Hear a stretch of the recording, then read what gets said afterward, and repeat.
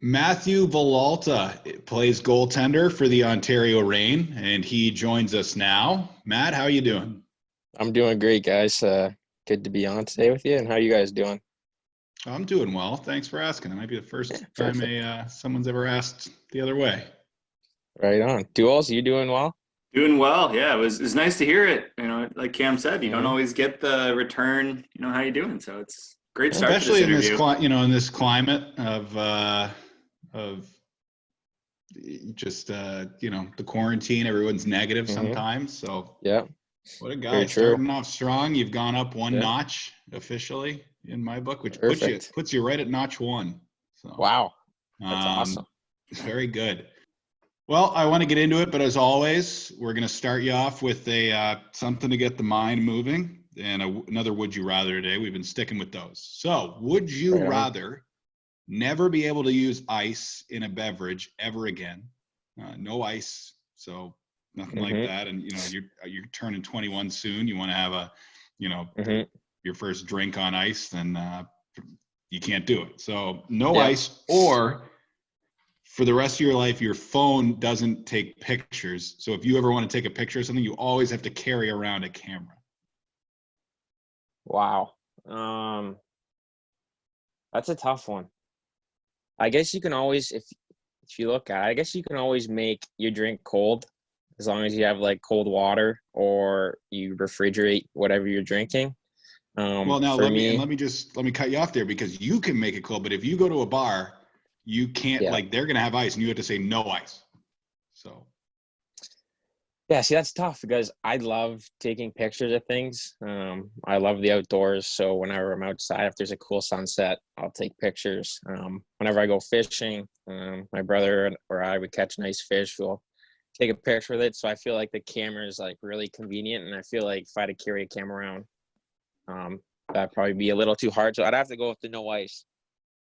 Zach, I would heavily go the no ice route. Like really? I think I use my phone to take a photo. I feel like daily, and I feel Yeah. like I would use ice. Occasionally. Like I don't put ice in my drinks usually. Like I drink my water no ice regardless. I prefer it that way. I drink most of my drinks no ice. The only time I think I really do is if I have like something I just bought at the store that's not cold, or like you said, maybe like a mixed drink or something at a bar. But I can work around that. I'll take the phone all day. Yeah. So yeah, I lean towards the phone, but you both are living in the present. So I am Mm-hmm. of the mind that ice is a worldwide staple and a worldwide standard, has been for generations, right? So ice has been around since the Eskimos. So I think that ice isn't going away, but I think camera phones, they could be taken down by something else. Maybe there's no more phones one day. We're all just wearing watches, like Apple Watch gets a big thing, and now all of a sudden you're taking pictures like this, or maybe it's like a glasses thing. I don't know. So you can, you might be smart now, but I think, and this is the beauty of it, is that I asked the question, so I don't necessarily have to give my answer, and I won't. But I think that ice isn't going away, whereas technology, it's always changing. In 10 years, you guys could be like, man, like, yeah, it was a good 10 years. I got a lot of good pictures, but now this is totally obsolete and I can't have ice for the rest of my life. I mean, they might come up with a pre-iced glass in 10 years too, Yeah. and you might be obsolete. Well, yeah, If you I'll went the pull ice out Yeah. the route. freezer So right now and show you that's, right. So I mean, you always Mm-hmm. have to have frosted glasses on hand. there So, could be maybe there's a solution to drinks on the rocks or ice and drinks. So well, you could get Yeah. those like stones, which I don't like. They're like you keep them in the freezer and they cool your drink if you don't want it watered down or something like when that. I was a But kid, we used to have these little fish. They were like these plastic fish that you'd put in the freezer and they would freeze into like quote unquote ice cubes, and they were reusable, and you could just put these little fish in your drink, and we thought it was really fun because they were seems like a good fish. way to get something. Wow. Yeah. But they were So, a nice But substitute. well, yeah, I don't know. That's a good to tough know one. you're That both. is a tough one. Yeah. Well, that's what we do here on the Rainy Day podcast. We come up with tough questions, the hard hitting The hard scoop. hitters. All right. So the birthday's coming up in a little less than a month. Mm-hmm. You're going to be 21. Yeah. You got some big quarantine plans for that special day? Honestly, not really. Usually when parties come around, it just I got some buddies who come over, and usually just some family members. But hopefully this, the rules kind of get a little lightened here, and so I can invite some people over. But other than that, probably just gonna hang out. I live on a lake, so probably do some fishing, and just hang out with the family. So that's So probably. I said, you know what? I just realized I said that you're gonna have your first Mhm. drink because you're gonna be 21, but you're in Canada, obviously, where the drinking age is 18. So is 21 Yeah. really a big deal in Canada when it's your birthday? Um, I think that not really, because I think it's 18 or 19, like you said here. But Right, 19. I guess once you turn 21 in Canada, you're kind of good to go. You got the pass to go anywhere, I guess. So I know people do get excited for Not that as when they big go, a I guess, deal to as the it is United here. States Yeah. but yeah, definitely not as big a deal as it is in the U.S. But no, I'm looking forward to it. Should be good. 4 more years, you can get that rental car. Yep. Yeah. Won't have to ride my bike around anymore. So. That's right. There you go. So, all right. So let's get into the hockey. Hmm. Let's just talk about this season right off the rip. You come into it knowing that you might have a chance. Cal's probably going to go up at some point. There was enough rumblings of it that, Hmm. hey, someone might be moved, or if someone gets injured, and then you get your chance, and you obviously took it by the horns and never let up. And from Hmm. almost from an onlooker's perspective, I'd say for the first 5-6 games of watching you, I think a lot of people were probably saying like, all right, he's having like a time with it. He has come in, he's taken it by the horns, and he's going to come back down to earth at some point. Like, he's obviously a good goaltender. He can always obviously Hmm. play here, but he's not going to hold basically a Cal Peterson standard. Like, Hmm. it was almost like there wasn't a drop off. And then, you get more and more into it, 10 games, 15 games.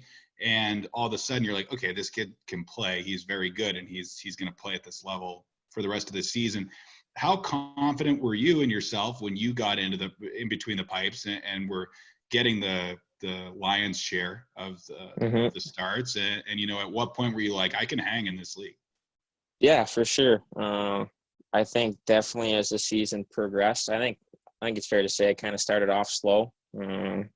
Guess right from the start, Cal was obviously the man in net, and he was going to guy who was going to play all the games. And so at that point, I was just trying to learn as much as I could every day, and just come into the rink and just make sure I'm having fun and doing everything I can to be ready when my time came. And um, after going down to Fort Wayne for a couple of weeks just to kind of figure out my game and how I want to play, kind of help me out with my confidence mentally. And it's kind of got my feet wet down there in pro, and it really helped me figure out how I wanted to play. And then when I came back up late November, I want to say, or whenever it was, I was really feeling good about my game, and I could watch Cal again in practice, pick up things that he's doing, and just be able to watch him again in games. And then obviously watching Jack Campbell, because he's one of my probably most favorite goalies to watch now, and I really like to watch him, and I try to play like him. And so I just kind of tried to put everything together, and just kind of figure everything out and get settled in. And then when it came to playing, honestly, I just went in there and just try to take one shot at a time and just have fun, and just be myself and not worry about anything, and just take one puck one day at a time. And so yeah, that's what I try doing. And the guys were great. We had a really good leadership group this year, so those guys made it real easy for me just to come in and just try and play the way I can play. Was it nice that at the start you weren't just thrust in the AHL as the guy that you had Cal, maybe when there was a back-to-back or a 3-4, Mm-hmm. you'd get one of those games and Cal could maybe take on that first game. You could come in the second night, and maybe is there a little bit less pressure, a little bit, make it a little easier to succeed? Yeah, I think so for sure.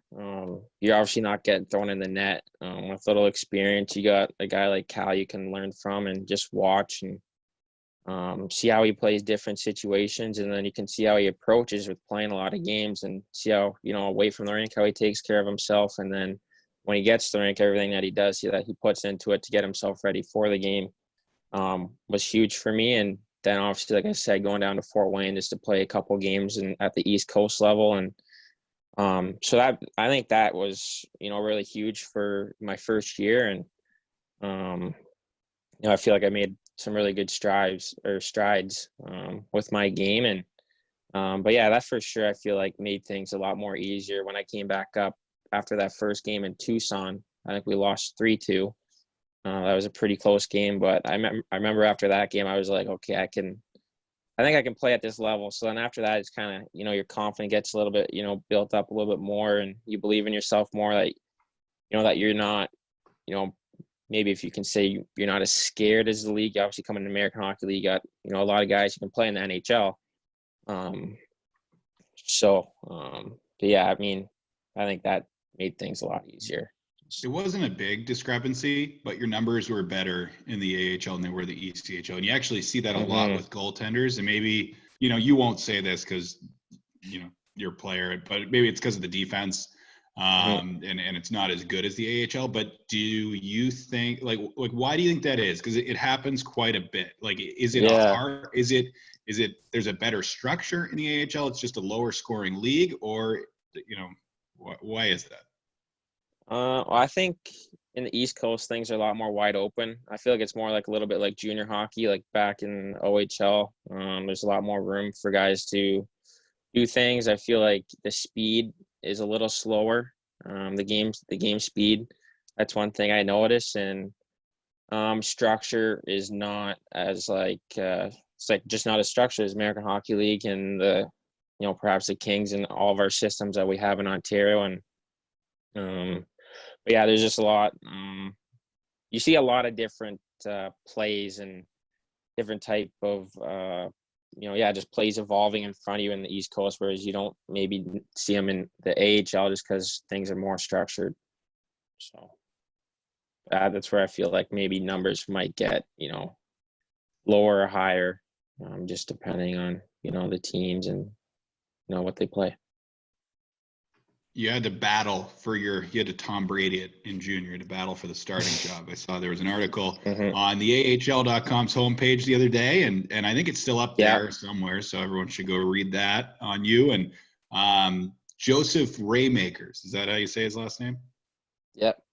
So, you kind of won, right? Like, you're in the AHL now, and maybe he'll have a successful career. But talk about having a battle, and I want to use that as you see it all the time. Goaltenders have to battle for their starting job, and what we saw it here with Cal Peterson and Jack Campbell, and then you see in the AHL all the time, and usually it leads to success for both guys. It ends up usually really helping both guys out to have that fire behind you. What's the relationship like between the two goaltenders who are battling for a starting job? In some situations, they could be battling for, a spot in the NHL, and then, money comes into play and success in the rest of your career. So what's that relationship like, on the ice, at practice, when he's your teammate? He's a guy who you're obviously close with because you're the only two goaltenders usually in the room, but then at the same time, there's that competition. Yeah, I mean, obviously there's a big competition there because you want to play in the net, and you want to play some minutes, but at the same time, going back to my first year in the Sioux, me and Joseph, we had a really good relationship, and we were like best friends. And me as a young kid coming in, I think it was his third year maybe in the league or second, and he just wanted the best for me. So I think that was huge. And I think if you have a goalie partner who supports you, no matter if you're playing good or if you're on a little bit of a slump and you're not playing so hot. But I think if you have a goalie partner who genuinely cares about you and just wants you to play well, and I think that's huge. And I think this year, even with Cal, I think I could talk to him about anything. If I had a question about a play, or even in between TV timeouts, I could just ask him. And I know Cal, that he cared about me as a young goalie coming in. He just want to show me the ropes. And so I think just having a really good relationship, good friendship, just someone you can hang out with, away from the rink and just, shoot the crap and just hang out. So, yeah, I mean, usually goalie partners, you guys you make really good friendships with those guys because, most of them, they all want the best for you, and vice versa. I want the best for them. So it kind of works out good. And then, if say Cal played a real great game the night before, I want to play just as good as game, the next night, and he'll do the same the next night, and then it kind of leads into some good games for the team. So seemed like the last 2 months of the season before it was canceled, that's exactly what the Reign were doing. You and Cal would alternate. You'd both be posting some good performances, and the team started to really find its groove and win a lot of games. Did it feel like, at some point, maybe, I don't know if there was necessarily like a switch that was flipped, but didn't it feel like, at some point in the year that you guys it came together and you guys just started to play really well? Yeah, I think so. I agree. I think there was a point where, we were just winning games, and, that was awesome to be a part of. And just to be able to watch, Cal playing most of the game, like more of the workload and having more games, even just to watch was awesome, just to be a part of the team and, to see, us be successful. And we went on a pretty good run there. We got a good win streak going, and that was awesome. And then, just good goaltending. I think with Cal, he stood on his head every single night with the team. And, that gave us really, big confidence boost, just knowing, Cal's back there. He's going to, shut the door for us. And, but yeah, I think, that was, really fun times, just when everything just kind of clicking, power plays working, penalty kills, shutting everything down. And then you just, everyone's just coming to the rink. It's, everyone's happy, and we're just enjoying ourselves. So, that was awesome. That was really fun. So you have a brother. Mm-hmm. You have a twin brother. Correct. That is the coolest thing. Twins are so cool. And Yep. So, they run in my family where I have 2 sets of cousins that are twins, but I hear they skip generations. Are there a bunch of twins in the family, or are you guys the only ones? I know there's my brother. Well, I would hope you know that one. Me and my brother, obviously. And then my cousin, they actually just had twins. Okay. But their daughter, one's a girl and one's a boy. Yeah, so, that's how one said it. Yeah, I think twins are cool. I want a set or 2, if I can get them, but you can't really pick. My college roommate was a twin. Really? Wow. And one of my cousins actually has triplets. Even more so. Yeah. That's crazy. Yeah. So I bring it up. Your brother, he plays, but he doesn't play goaltender. I remember when I was at UNH, at UVM, they had 2 goaltenders, and they were both, in college you carry 3 goaltenders. They were both the backups, and they both played goaltender, and they were twins. Or maybe they were like 1 year. Actually, they might have been a year apart. Regardless, they were brothers. But I always thought to myself, man, like, they both had to be goaltenders. Like, that's because you can't even do hand-me-down equipment. Like, they're on the same teams all the time. So that's a parents having to buy goaltender equipment for 2 kids as they grow up. Like, I don't know how you got to put a second mortgage on your house. But how'd you decide to be the goaltender? How'd your brother decide to be the skater? How'd that come about? We both started off as players. My dad, we live on the lake, like I said, and we always made like little ponds and like little hockey rinks. So that was just the first thing, just learning how to skate. And then there's a local rink not too far from my house. And it's only about 5 minutes, and it's in Verona. It's called Piccadilly. And so I started out there. I used to play in, I guess it was Tykes. So I guess when you're really small, I was a forward. So I started off forward, and then I think I played first year novice. I forget the age. It's like really young though. I think 7, maybe 6 or 7. And so I was forward, and then, I just started watching Eddie Belfour when he played for the Leafs. And I thought it was the coolest thing ever, like all his gear and, the blue and just like how it looked on the pads. And so I think I just remember I asked my parents, like, I just want to be a goalie, and I wanted to try it. And, luckily at the local rink, they had a whole gear unit just full of like goalie gear, and I got to try it one game, and I just happened to really like it, and it just stuck. And yeah, it's still really fun. So I'm enjoying it. So a few things on the twins. Do you guys ever have the same dreams? I know he has nightmares and I have nightmares. It's kind of been a common theme ever since growing up. And we used to sleepwalk, actually, both of us. But there's still night terrors there. Night terrors. That makes it sound far worse. Yeah, it's crazy. It's crazy. Like, some like the other night I woke up and he was like screaming. So it's still a thing. I don't know. I read an article that everyone, because I'm having wilder dreams during this. I don't know about you, Zach, but everyone's having wilder dreams and vivid dreams, and it has something to do with COVID, like the quarantine. It just affects everybody, and so. Yeah, I don't know. I don't know if it's a twin thing, like there's something to do with the twins, but there is sometimes like where we caught ourselves. Like I'd say something, and then he tells me that he was just about to say it. Do you ever play tricks on people when you were younger? When we were younger, like we'd do the switch seats in class thing, and just mess with the teachers a little bit here and there, and then the odd time we still mix up our mom too, so we let her know about that. But yeah, it's definitely cool being a twin, that's for sure. Well, on that note, I got a little game that we're going to play today, and it's going to be called. I haven't thought of a name, but are they a twin or are they not a twin? So I've got a list of 10, 12. A little bit wordy of a title, I think. Well, you'll get it pretty quickly. It's a very simple game. And it's usually, it's like all the games we play. It's very simple. And it's one or the other. You pick something.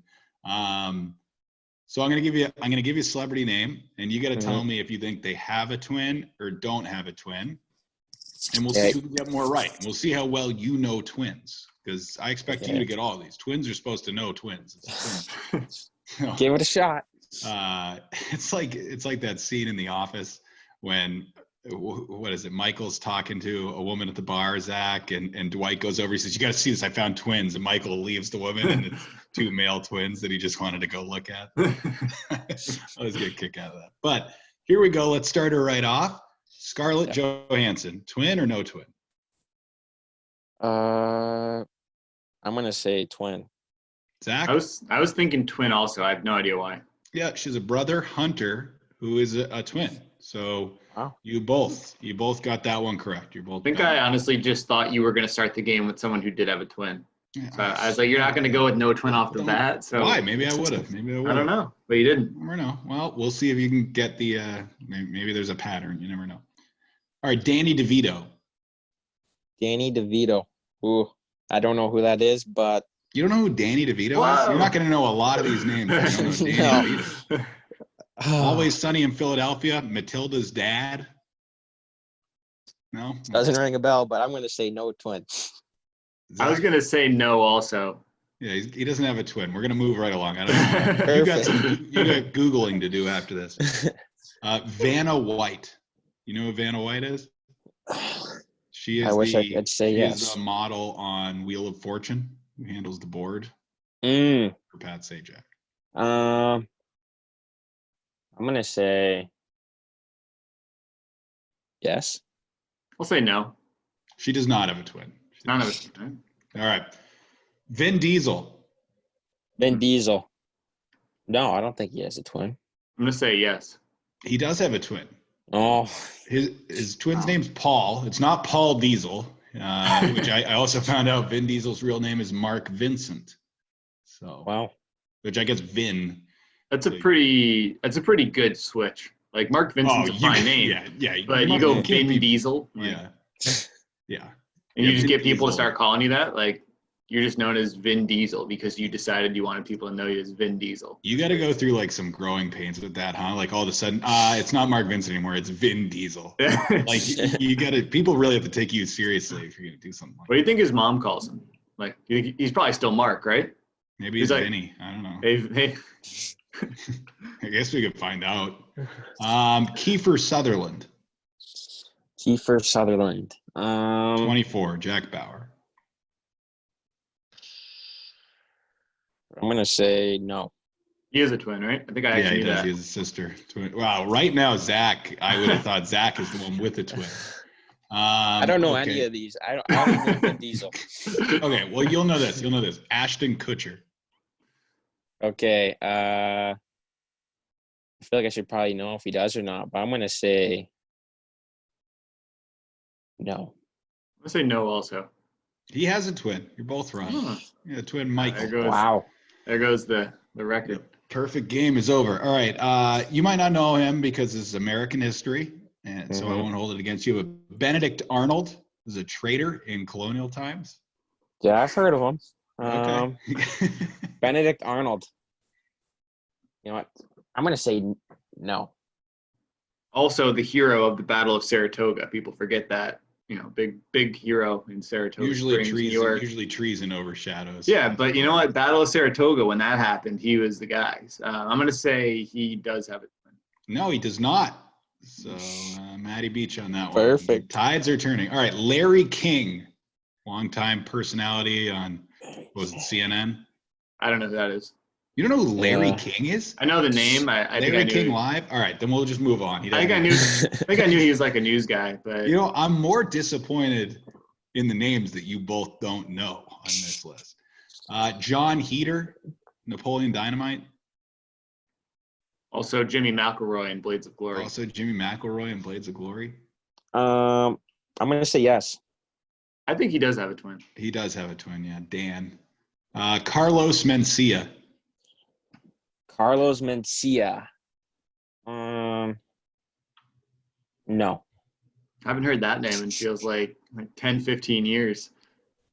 I'm going to say no also. Yeah, he doesn't have a twin. Yeah, you haven't. And you know what? That guy is not doing well. He That got is accused of stealing a bunch of jokes, and he has just fallen off the map and is not. That's a random name for you to pull for someone who doesn't have a twin, because you just had to pick guys, right? Yeah, That's a random deep dive.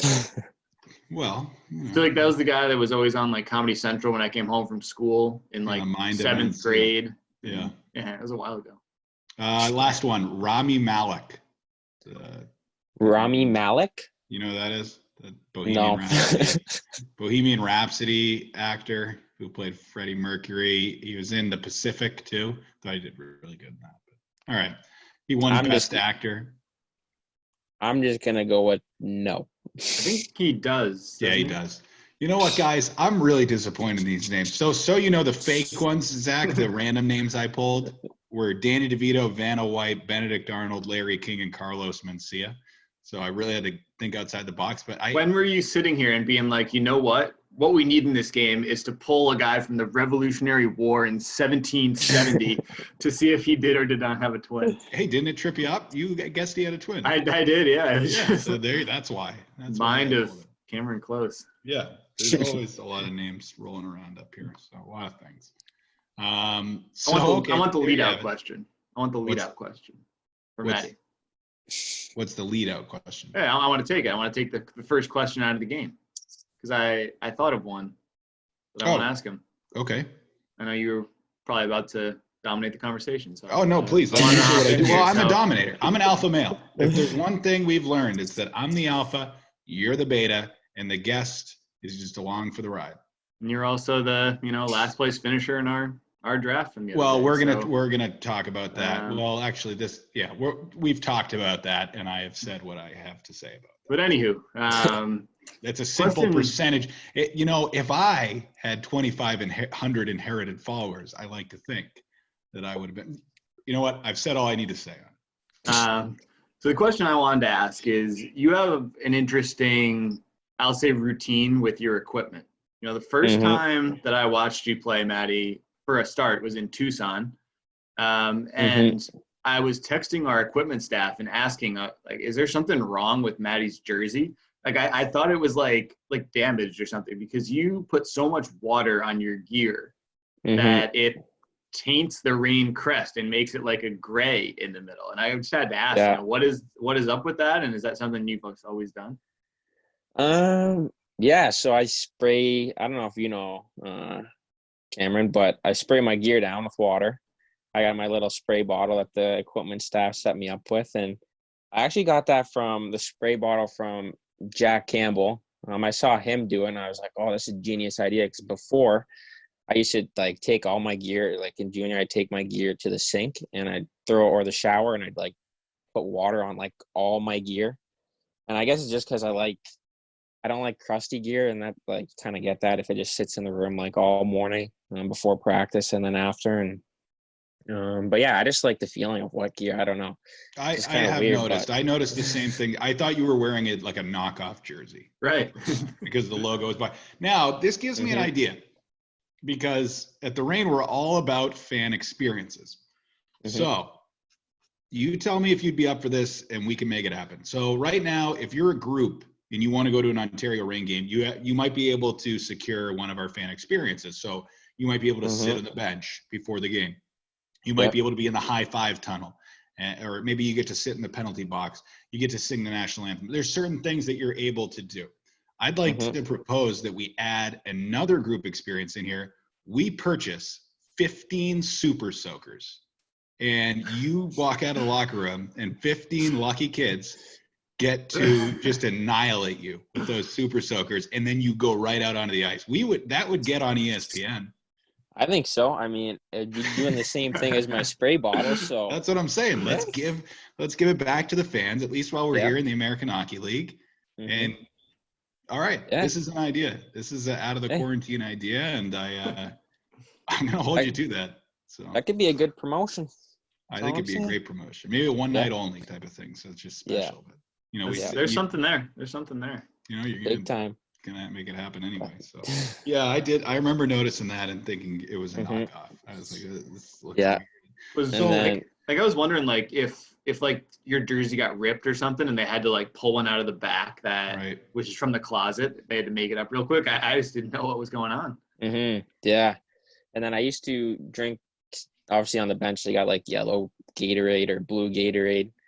And then when I drink it, when I go to the bench, I spray water all over myself, and that's probably why my jersey gets wet. And then I just like spray it down the back of my shirt and kind of get that little cold shock. But when I drink Gatorade, I'd say probably more goes on my jersey than in my mouth. And when I used to drink the blue and yellow, it'd make the white jersey like stain. So I remember Luke, he saw it the first time and they gave me some white Gatorade. So now we don't have the issue of stains. So now we got the white Gatorade. Yeah, that's not an equipment manager's dream right there, your situation. No. And they've got to dry that equipment after every game and everything. You might have to tip them a little extra, I think. I know. Yeah, they take care of us amazing. So, but yeah, the whole equipment staff's fantastic, and they do a real good job and make sure we got everything ready to go for the games. That is too fun. And you don't feel like you're like weighted down when you're just dripping wet like that, and you're you think it'd be like you feel like more heavier with all the water weight, but I don't know. I just feel like when I spray it down, I kind of do it when I get to the rink. So I'll take my sticks, and then after video is when I'll spray my gear down. So that's like the perfect time, I feel like. So it's like not like dripping wet, but it's like damp. And I feel like the dampness is like, it's not heavy at all. So, I mean, it's kind of weird, but it kind of does the job for me, I guess. Yeah, it's something. Yeah. I got a few more, and we'll let you go. I wanted to ask, you played in Sault Ste. Marie, which is interesting because it's on the border of Canada and the Upper Peninsula of Michigan. How often did you go back and forth? How often did you go over there? First of all, when you go play Saginaw or Flint, we're always going across through Upper Michigan down to like those cities we'd play in. The Mackinac Island Bridge. Yeah, we go across the big bridge there. We had sometimes the bridge was actually shut down just because, when the wind in the wintertime, like such a big bridge. You have to go around the whole thing? Yeah, like we go over top of the bridge. But like that bridge is like very long. No, but if it's closed, do you have to go around the entire peninsula? Yeah, or else we have to like go back through Canada, or we would sit at the bridge and wait until we could go. That sounds like a nightmare. Yeah, we got caught there once, I believe. I think it was my second year there, I think. And yeah, we got there like 7 a.m. We weren't able to go across until like 1 or something, I think. So it was pretty intense. But Yeah, honestly, I don't think I really went across to Sioux, Michigan all that often, just kind of go check things out. But I used to Did do a you lot get a of lot of fishing. fans? Do you get a lot of fans from Michigan going to those games? Because it's a sister city. So there's a Sault Yeah. Ste. Marie, Michigan, and then hmm there's a Sioux, Canada. Yeah, yeah. So I feel like there's some fans who come across. I actually don't really know how much the Hounds or the Greyhounds are represented across the rivers because I never was really over there. But Sure. um, at our games, though, I think the rink in Sioux we held 5,000. We usually get like 3,500 to filling it up. So it was pretty good for a good town. I want to get into the draft too, because it's the only thing we haven't spoken about. hmm You get drafted in the third round by LA. Did you know it was coming? Did you know LA was going to be the team? Did they give you any indication? Honestly, I had no idea. Um, that was kind of a shock for me, I guess. To be honest, I only talked with LA twice. So I remember I talked after a game. It was in Windsor. So I think we played Gabe, and I didn't play that game actually. And so I talked to a scout for the Kings after the game. It was only like 10-minute quick talk, and that was it. And then I remember they flew into Kingston. I met some, I think Yannetti and another scout. Kind of feel bad. The mind slips my memory now, but or the names, sorry. And so we talked to Boston Pizza probably 30 minutes, and that was it. And so I really had, I didn't think I was going to get picked by the Kings in the third round. And then obviously I didn't go to the draft either. I was kind of at home. I was fishing that day, and I ended up popping up on my four-wheeler up to my grandparents' house, and my parents were already up there. They're just kind of watching it, and I popped in and kind of sat down for like 2 minutes, and LA popped up on the screen. I just saw my name pop up, so it was crazy how it all happened. So you saw it on For sure. TV before you got a call or anything like that. Yeah. So I honestly, I think I came inside for some of my grandma's chocolate chip cookies or something, and I sat down. I was eating them, and then I sat down, and LA was picking, and so I just said, okay, I'm gonna watch this. Just as Guy went to LA, I just said, sure, I'll see who goes, and Right. yeah, sure enough, it was me. So it was crazy. And we Sounds didn't like really a touch on win-win. that. Yeah, Zach, and I know Zach, you might have been ready to bring it up right here, so maybe I'm alphaing you and stealing your thunder. But you obviously have a good relationship with Gabe Villardi. You've known each other a long time. What was that? I mean, that must have been the best text message thread or call right after you get drafted in the third round, after he goes in the first, and you guys are going to the same organization. Yeah, it was crazy. I remember watching the first round. So I think first round's in night before, the day before all the rest of the rounds. So I was watching on TV, and I saw him go to LA. So I text him and congratulate him, everything. And then it's crazy because I think we knew each other since we were 5. So we started off playing soccer together, and then we started playing hockey together, and then we went to the same high school for a couple of years. Played tennis team, and then we kind of split up. He went to Windsor, and then I stayed in Kingston for another year, and then to St. Marie. And then we kind of it's kind of cool how you grow up with someone, and you kind of you're together again playing for the same organization, which is like really cool. And yeah, it was crazy just to that us two are together. So it's been a real fun journey so far, that's for sure. The wheels are turning for me now. I see a Matty V versus Gabe tennis challenge in my head for next year. Who's better? Yeah. Who's better at tennis? If you ask Gabe, he's gonna say he is for sure, but I'll give it to him. He does have some good skill on the court. He has some good control. He has some good power.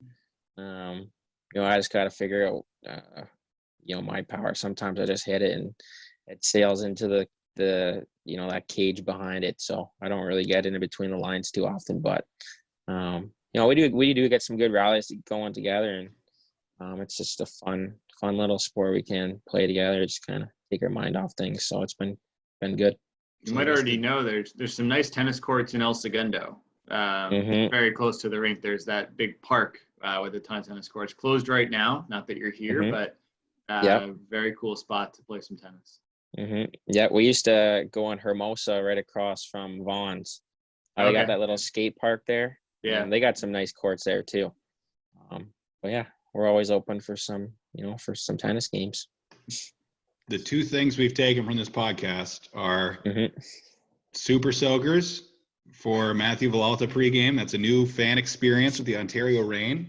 Yeah. Call the Reign offices, email your ticket rep, and we'll get that set up Mhm. for you for next season's games. And Gabriel Velarde versus Matthew Villalta tennis match. Mm-hmm.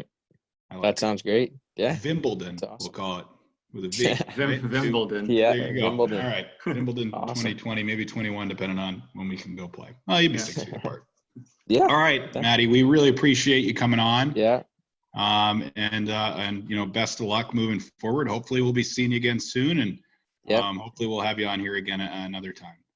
Yeah. That'd be awesome. Thanks, guys, for having me, and good talking to you guys.